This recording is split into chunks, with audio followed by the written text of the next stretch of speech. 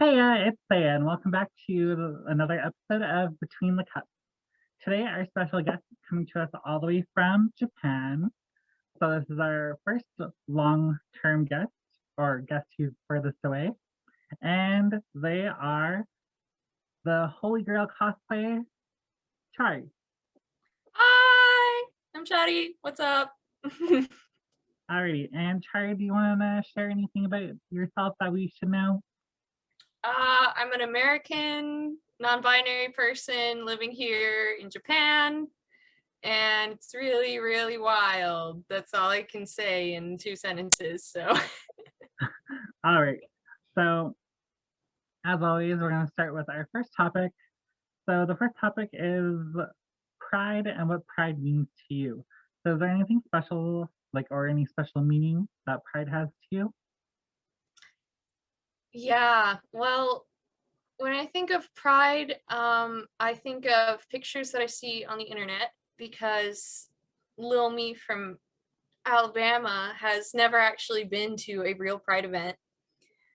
And uh, honestly, it's always something that's felt a little bit out of reach for me because I feel like I've never felt very close to my LGBT communities in the areas that I lived in for a long time. So, pride is something that I've always like appreciated, but I feel like I've only ever gotten to appreciate it from a distance. And now, when I'm finally at a place where I have a bit of a community and everything, there's a pandemic and I can't even go out and enjoy it with everyone. So so uh but it's such a significant thing because pride isn't just about celebrating, it's about like fighting for being recognized as human beings. So it's a heavy meaning, but it's also like a celebration. So like that. That's actually very true. That's just something a lot of people don't actually touch on, especially a lot of the other interviews that happened. Was a lot of people that mentioned about how pride and how it started as a protest. I think the first guest did, Yeah, really did. yeah. And so growing up in America then, that's Hmm. where most of the protests and stuff were taking place. But you said you've never really been a part of the community while you're there or been to any other events? Yeah, I was never strongly part of the LGBT community. I mean, first of all, when I was growing up in Alabama, there wasn't really a strong LGBT community to begin with. And I didn't exactly know that I was LGBT until significantly later. Like there was some inklings that I had when I was younger, and I would immediately crush them into dust. So it's like all gone. When I moved to Florida for a few years when I was in university, then I had a lot more of the community, and it was actually largely from the cosplay community because in America the cosplay community is really gay. It's like, whew, especially down in Florida, there's so many queers down there, and they're all dressing up as anime characters. So that was the first time I started like having more LGBT friends around me, and then also kind of realizing my own identity as I was going along. So uh, yeah, yeah, it's a process. It definitely is a process. So I was wondering, how did your process go? Like, how was coming out for you? All right, geez, it's a multi-step thing, because you start with finding, okay, I think I'm this one thing. So now I guess I have to tell people that I'm this one thing. So I'm gonna like go with that. And then like a couple years down the line, you go, actually, I think I'm like 3 inches to the left. So now we have to kind of scoot it over and get these other people back on track, but we still have to keep on telling the other people as we go along, because coming out isn't like one thing you do one time. It's the process of continually letting everyone know for the rest of your life, by the way, I'm not straight, by the way, I'm not cis, and everything. So coming out has been a process of discovering myself and then having to tell people about it over and over and over again. And was there any difficulty coming out at all, or to any of your groups of friends or family or anything like that?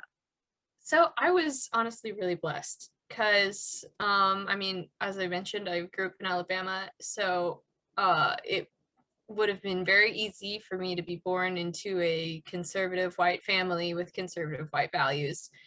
And my parents have always been so amazing about, instead of just wanting to like crush us down when me and my sister were being strange, like weird as cosplayer people. What if we're already starting from a really weird place, now you're gay too?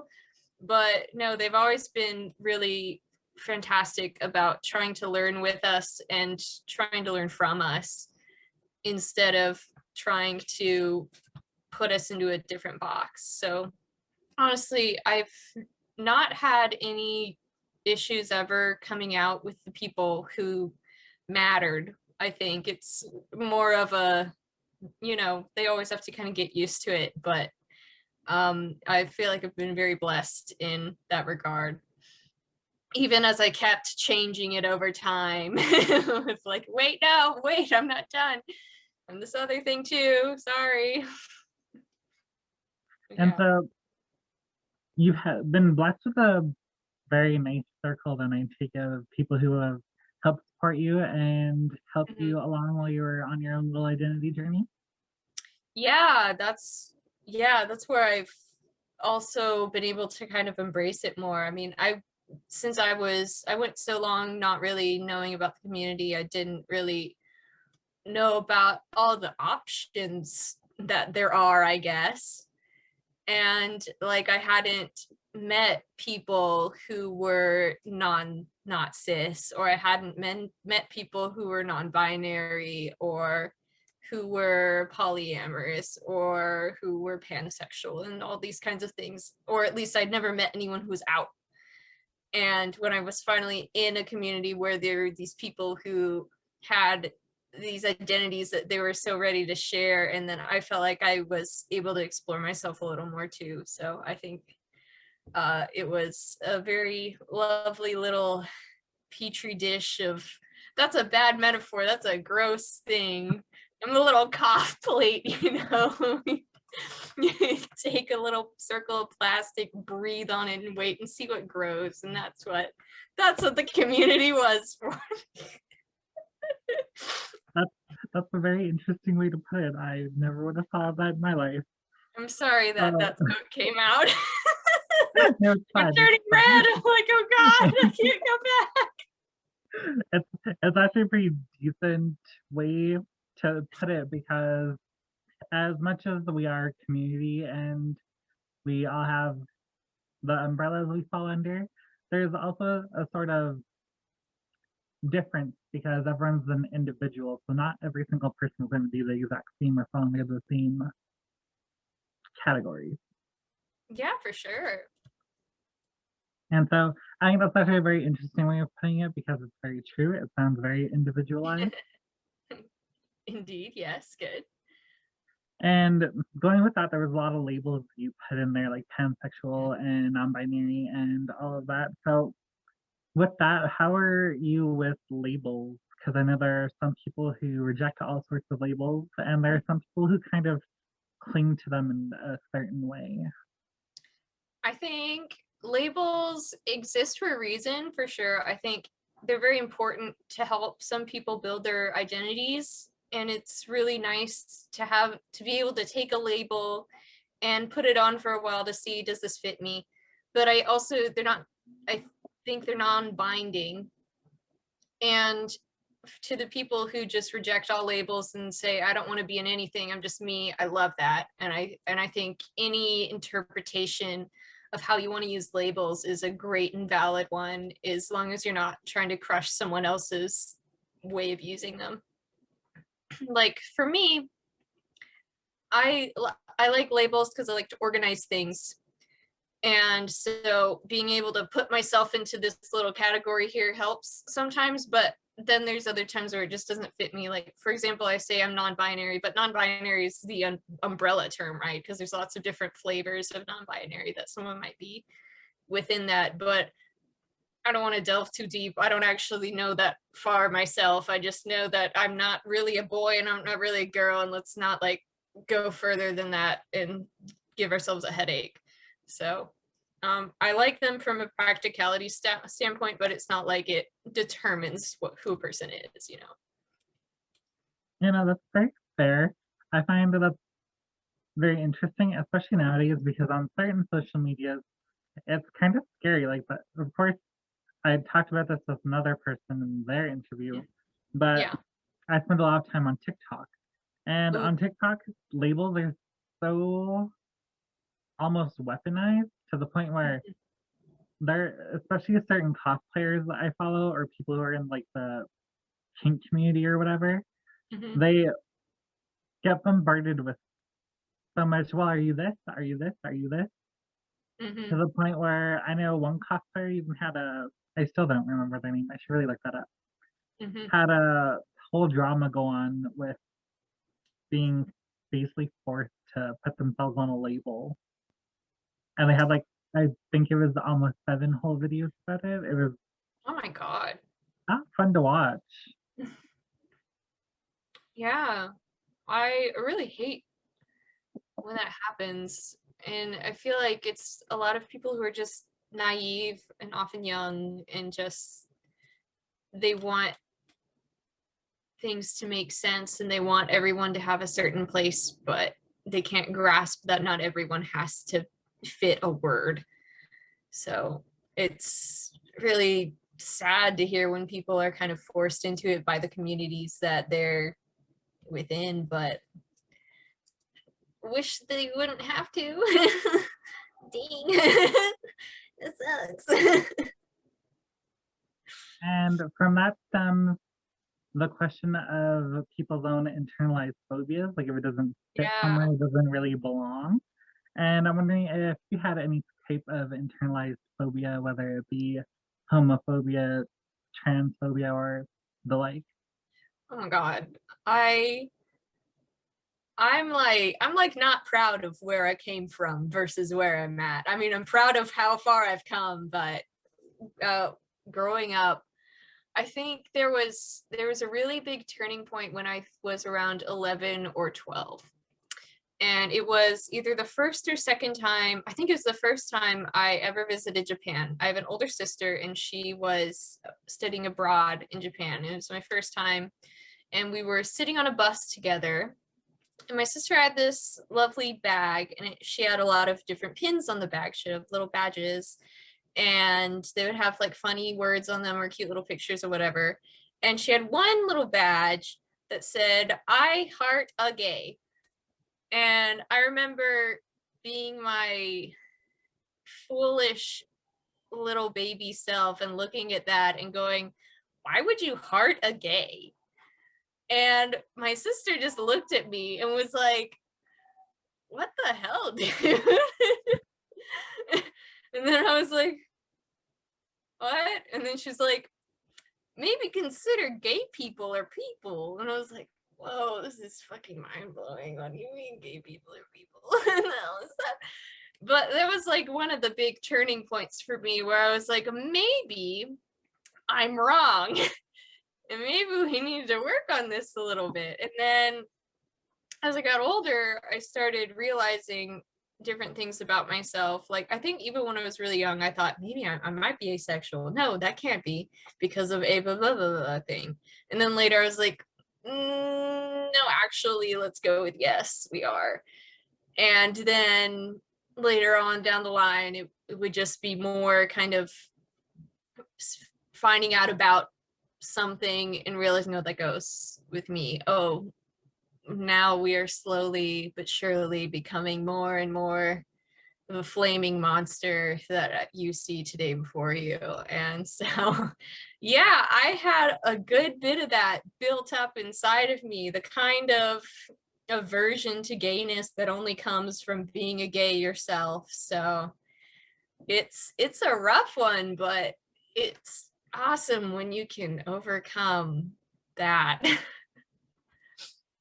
And so overcoming something is something that everyone that's part of the alphabet mafia here has to do.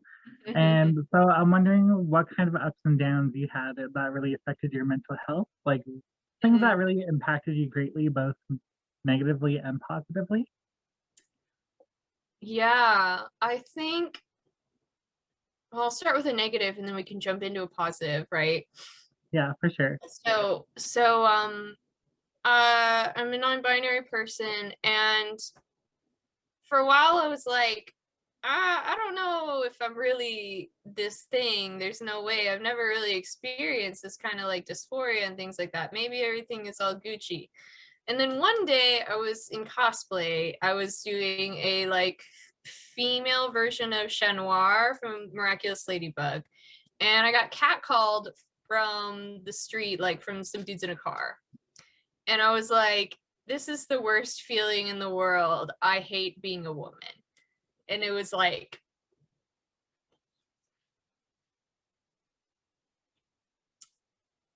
sorry, I'm supposed to cry.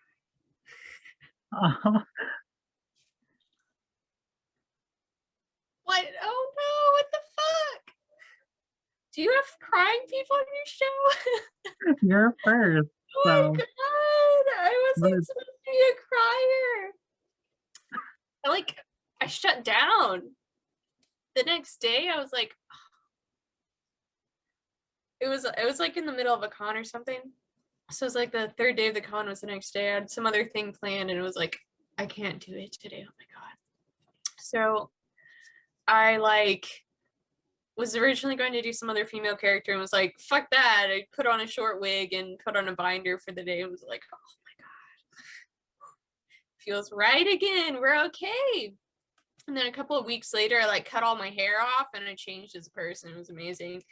So like, yeah, I realized at that point that I don't like it when other people look at me and they just think girl. I want someone to look at me and just think person, you know, because there was like this strong distinction.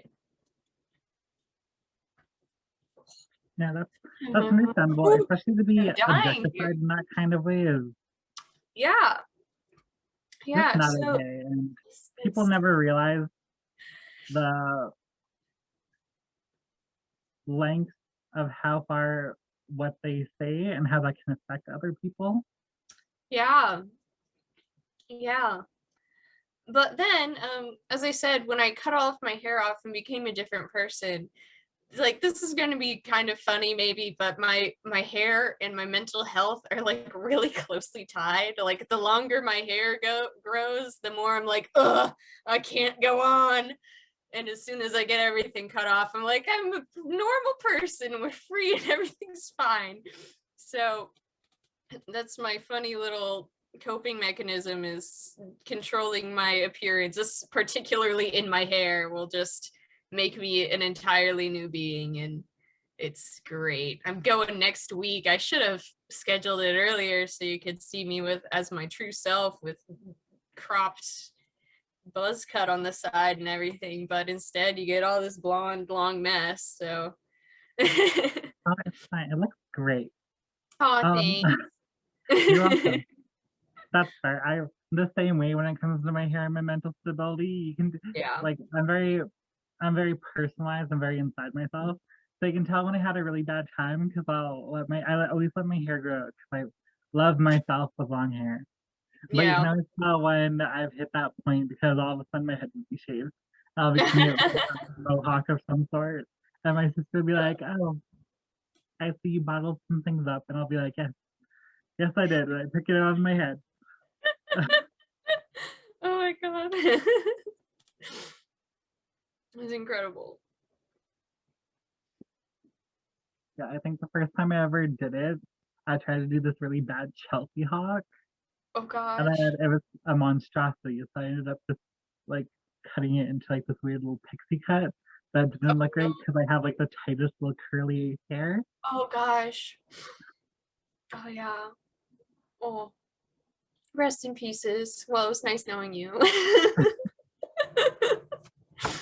Yeah, I just wore hats for like 5 months. It was good. That's where I'm at right now, dude.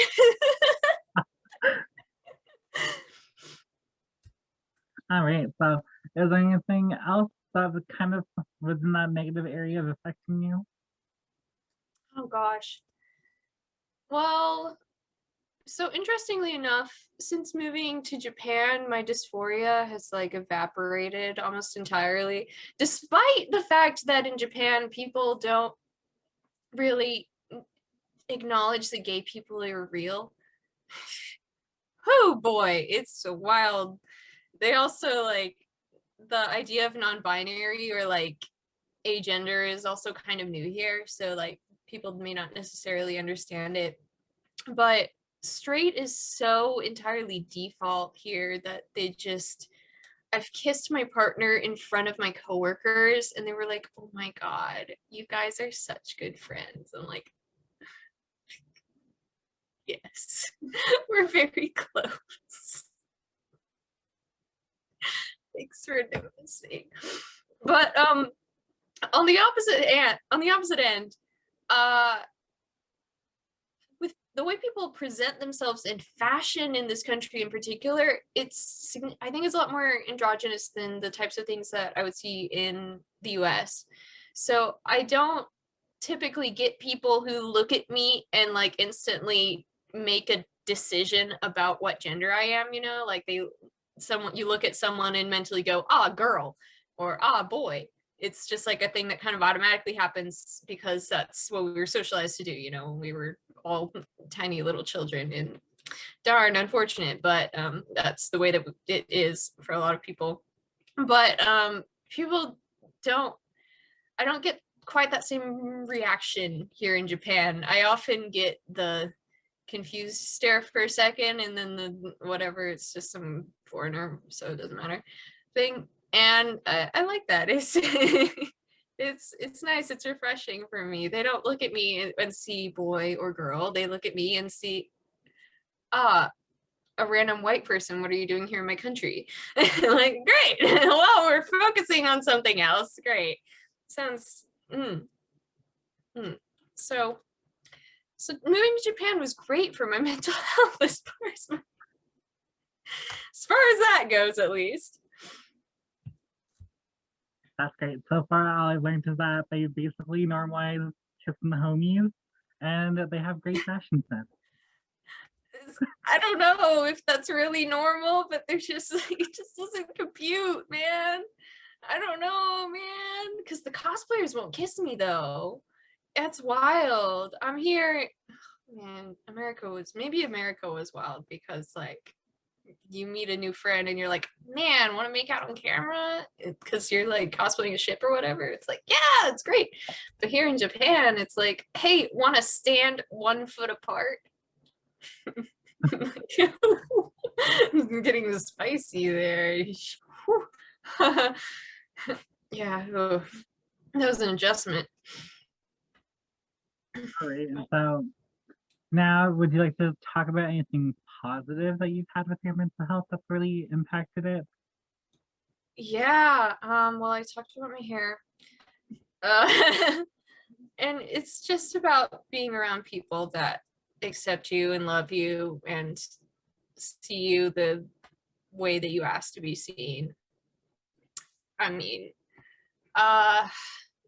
yeah, I found a lovely community here. I can't even remember how I ended up running into them, but I had some friends in a couple of years ago in my old town who one time invited me to a gay flower viewing party because there's this small international, like half Japanese, half international people, like little group here in Osaka, in my city, that occasionally they go for meetups just to hang out and have some LGBT community time that isn't in a bar or something. So I went to this one for like the first time with a couple of friends, and was able to just meet a lot of very important people. And that also includes my partner, who we had actually run into each other for a brief moment at a cosplay event a month or so prior. But we were just like, oh wow, cool people. We took photos together, never got each other's contact information, and parted ways. And we were like, okay, yeah, whatever, it's cool. And so then I go to this flower viewing party. It's called Hanami, and it happens every spring when all the sakura are in bloom. People will sit out a blanket underneath the flowers to hang out with friends and drink. I mean, I don't drink, but I was with all the friends while they were drinking, and it was a grand old time. And my partner happened to be going to this, my partner now happened to be going to this particular flower viewing party with this group of LGBT people here in the town. And we became friends after that, finally got our contact info, and we were friends for a little while before we actually decided to date and everything. But finding them and finding that little group that was just like, okay, now occasionally I can just like be free and be myself with some other like-minded people here and make some new friends. Like, that's the best thing that you can do for your mental health, is surround yourself with other people with who support you in those ways. That is fair, and that's true. A lot of it has to do with who you surround yourself with. Mm-hmm. Like before I ended up meeting all the friends on the internet, I was pretty miserable most of the time. Yeah. And the funny thing is, I'll totally out myself here, is when I first started getting back into the cosplay community and I started going on Instagram and following people and stuff, you're actually one of the first people that popped up. And I believe you did a cosplay with Kidum. And that's where I found Kidum from. And then I was commenting on one of your photos. Wait, you found Kidum from me? I did. I didn't know that. I found almost all of the homies from your page, which is super funny. What? Oh my god! Because even Jaden was because you guys were in photos together, and then I seen Jaden account as well. Oh my god! And then I think the first time I talked to Jaden was, I think you were Keith and they were Shiro. And I was commenting on one of your guys' photos because it was like amazing, because Voltron was a thing at the time. Yeah. And then Jaden started responding, so I started talking to them. Yeah. Oh my god. Oh wow, that's so sweet. Oh, my little heart feels so warm now. Oh, I love that. Oh my god. Yeah, and then it was Kidum who encouraged me to get back into cosplay. Yeah. And then because of that, the whole situation with my parents, and they sent me on my first American convention where I met Jaden and hung out with them for most of it. And then I got to meet Kidum and everyone from there. Oh and that was a different time. Well, that was all because I found your Instagram account. It was just like, I'm gonna cry again. Oh. Because if the viewers aren't gonna know, but before Chalice was a friend, Chalice was actually just my biggest inspiration when it came to cosplay, and my favorite cosplayer, and still is one of my favorite cosplayers. So I'd really recommend checking out their accounts for everything, because they're really amazing at what they do. Oh my god. You want me to cry twice? You want me to cry twice? Stop. I'm just appreciating my friends. Oh, that's so great. And I'm so glad that I got to meet you in person and everything, because I've always been very weird about who specifically on Instagram, I've been very weird about who I like talk to and follow and stuff, because there's a lot of people out there.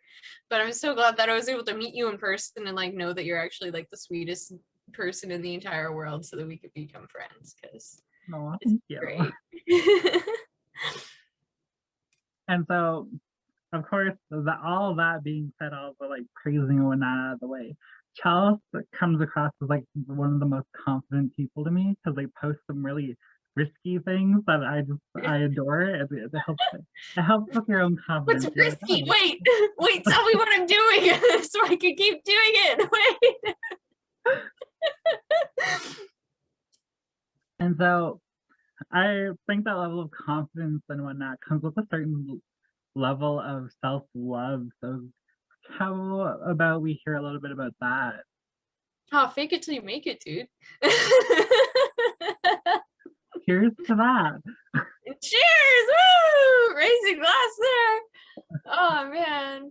Yeah, I oscillate wildly between being like I'm the greatest thing that's ever graced God's green earth to being what the fuck is wrong with me. So yeah,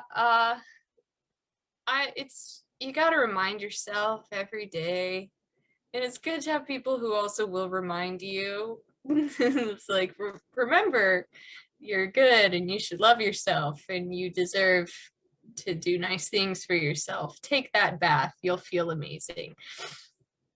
So I feel like self-love comes back to the community thing.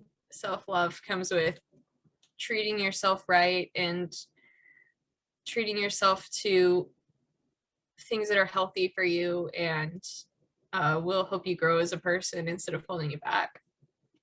And I think a lot of that is even just coming to the awareness of what's really good for me and what are the things that I'm doing that are helping me and what are the things that I'm doing that are hurting me. And if you can just come to that kind of self-awareness, you can start picking, today I'm going to choose to love myself. And so that was a lovely little speech about self-love. But God. what was your own personal self-love journey like? Like, are you there? Is it all about faking it till you make it, or have you had some struggles with it? It's about cutting out your hair off, and even when your friends tell you that you're gonna look like Justin Bieber, dude. Like, I think I never really learned to like myself until I was a lot older than I wish I was. And I mean, like, everyone goes through their teenage phase of I'm horrible and I hate everything. But there was just like a long time of not knowing where I fit. And that had a lot to do with how I was able to care about myself. I think we talked about coming out for a few seconds earlier, and I didn't tell the funniest story of my coming out journey, actually. And that was my non-binary journey. So I was already at this point where I knew that I was not straight. I think I might have still had long hair then too. Let's categorize my life in terms of how long my hair was. Like, for a long time it was around like down to my waist. Just like, imagine long dark purple waves. Those me for like a good amount of time. Gorgeous, but not quite fitting. So I was talking to a friend and her trans friend. And honestly, at this point I hadn't been friends with a lot of trans people. So he was talking to me and he said something to me. He said, oh, I'm sorry, I was assuming that you're cis. Are you cis? And my little pigeon brain heard straight. And I was like, oh, no. But and at that point I didn't know. I was like, yeah, I'm a girl, whatever. But I said that and I was like, I like realized 2 seconds later what he actually said, and I was like, oh shit. Oh God, oh no. But I I couldn't let him know that I didn't hear him right. That would have hurt my pride too much. So I lied. And I was like, yeah, I kind of like, I don't feel any kind of gender. It's kind of a whatever kind of choice. I just don't want to align myself. I like fumbled my way through the rest of the conversation. I was like, oh shit. Oh God, I just lied to this person. I don't even know. What have I done? And then I was like sitting there for a second. I was like, am I cis?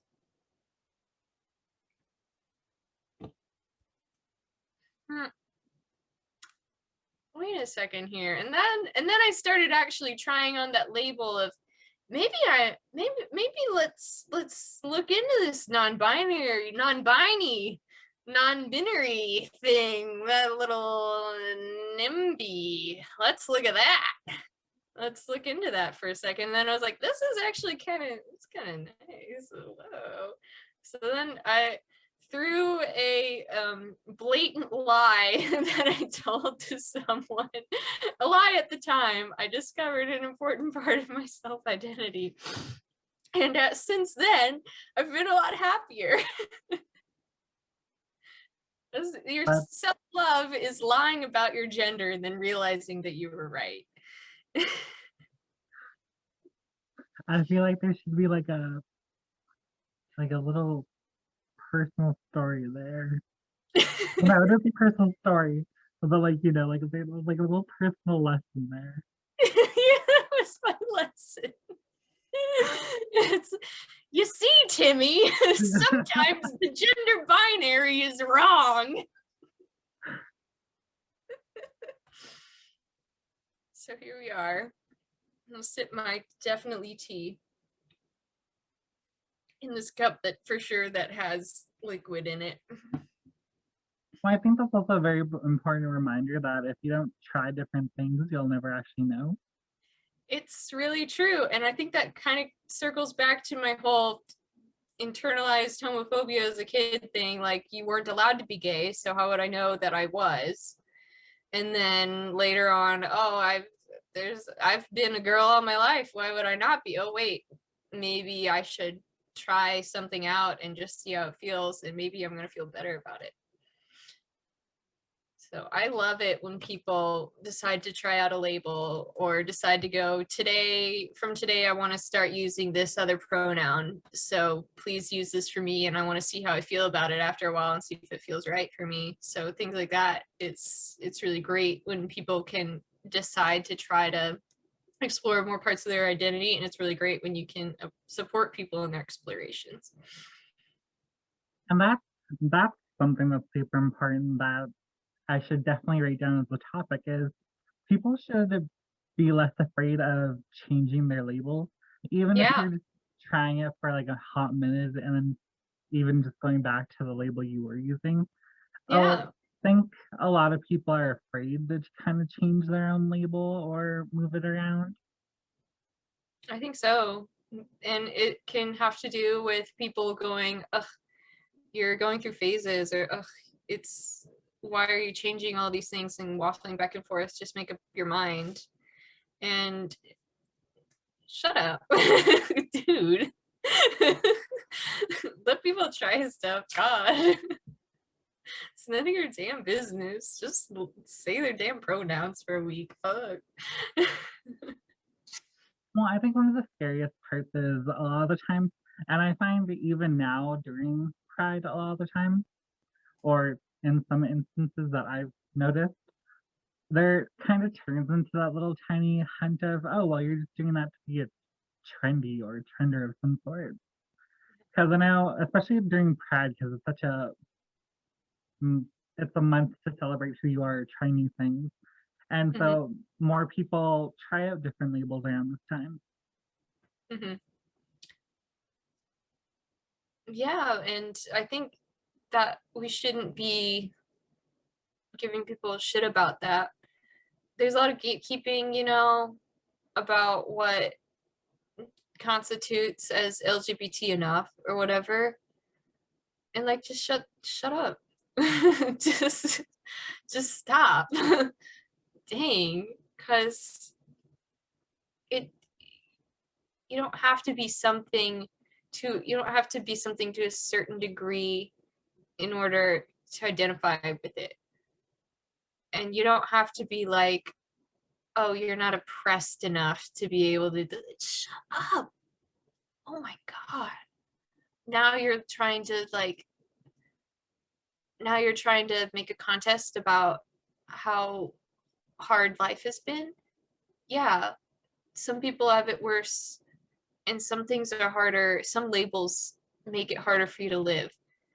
But that's not what we're talking about right now. And you don't need to try to keep people away from celebrating with you and learning about themselves. You know? Is that making sense? Are you picking up what I'm putting down right now? I'm just talking.